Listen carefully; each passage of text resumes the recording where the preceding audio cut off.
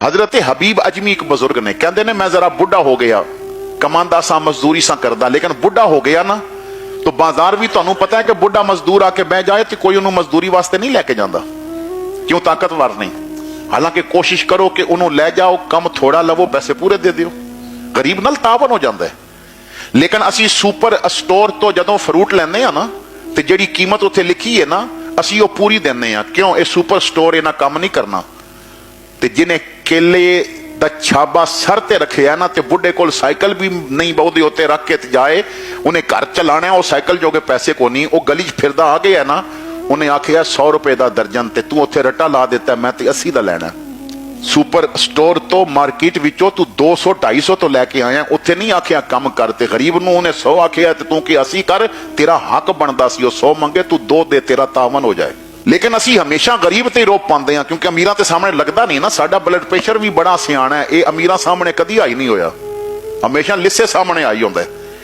गालियां कढ़ने क्यों? Blood pressure I है, कदी चौधरी या मलक नूं भी कढ़ना, MP नूं भी कढ़, वजीर नूं भी कढ़, बड़ा तेरा ब्लड प्रेशर सियाना है, हमेशा लिस्से सामने आई होंदा है, अमीर सामने और डाडे सामने कदी आई ही नहीं होया।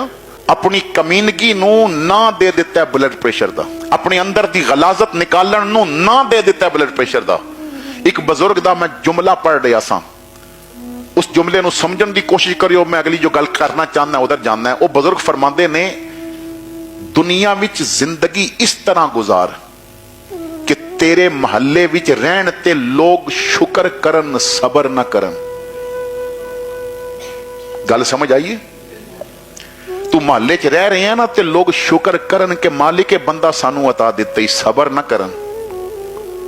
इतना बुरा बन के न रवी कि लोग सबर करन, इतना चंगा बन के रवी कि लोग शुक्र करन, मालिक तू है बंदा साडे महल्ले विच दिता है। जिस तरह पूरी दुनिया शुक्र कर दी है, वो पूरी कायनात दे नबी सन, लेकिन आए इत्थे ने।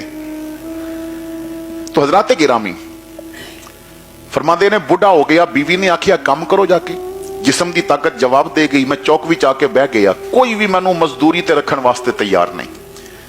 जब शाम हो गई ना तो बल्कि जोहर दी आजान हुई, कहते ने जोहर दी आजान हुई तो मैं मस्जिद चला गया, नमाज पढ़ के लोग चले गए तो मैं साफा पटका उतार लिया, रुमाल उतार लिया ते सफा साफ कीतियां, मस्जिद की सफाई शुरू की। तो मैं किया, रब्बा तेरे बंदे ते मजदूरी ते नहीं रखदे, चल तू ही मजदूरी करा ले।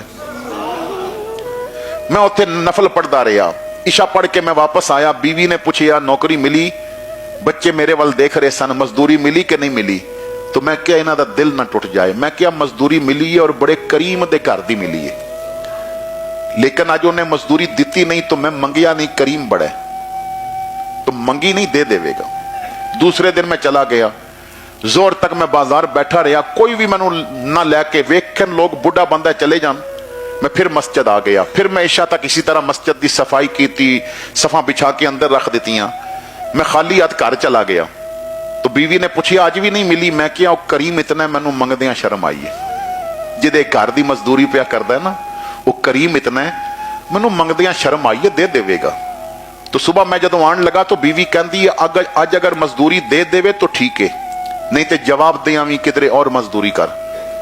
कहते ने उस दिन फिर मैं बाजार नहीं गया, मैं सीधा मस्जिद चला गया, सारा दिन मस्जिद बह के रोंदा रहा। बीवी कहती है, मजदूरी ना लभी तो छोड़ देवी, जे तेरा घर छड़िया तो जावांगा किथे?